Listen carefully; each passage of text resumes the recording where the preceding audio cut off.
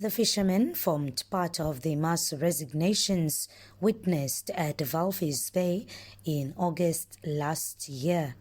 Over 600 resigned because they were not happy with being paid the $4,000 monthly allowance while they had no active jobs.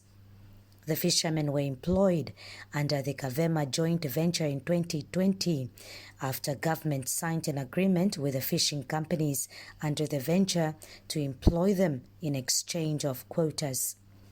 According to Minister Derek Claassen, the new agreement signed at Walvis Bay last week differs from the previous one. The agreement provides for the full-time employment of the full-time and permanent employment of the fishermen against a fishing quota in the hake and horse mackerel fisheries. And this is renewable annually.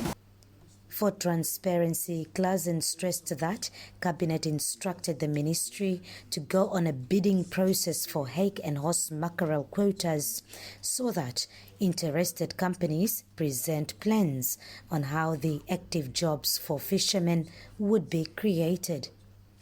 Companies is busy giving presentations to the Ministry of Fisheries and Marine Resources in Windhoek. Not the ministry alone, there is a committee, designated committee that is working on these matters. So the committee is comprising of Ministry of Labour as well as Ministry of Fisheries and Marine Resources, and they are busy now evaluating and consulting with these companies. The Rongo governor was commended for playing a vital role in the re-employment process, while the Deputy Minister of Labour promised to monitor implementation of this agreement. Very much happy with the region that finally at least we are seeing some finalization and some stability in the labour environment, and surely this also means that the job security of our people is secured. To applaud you as a company and the Ministry of Labour, Cabinet and the whole government on this. We must really be applauded too for making it possible for employing our people, because there is an outcry on employment in our country. Claassen says the employment of close to 700 fishermen is the first phase of government's plans to employ 1,700 fishermen.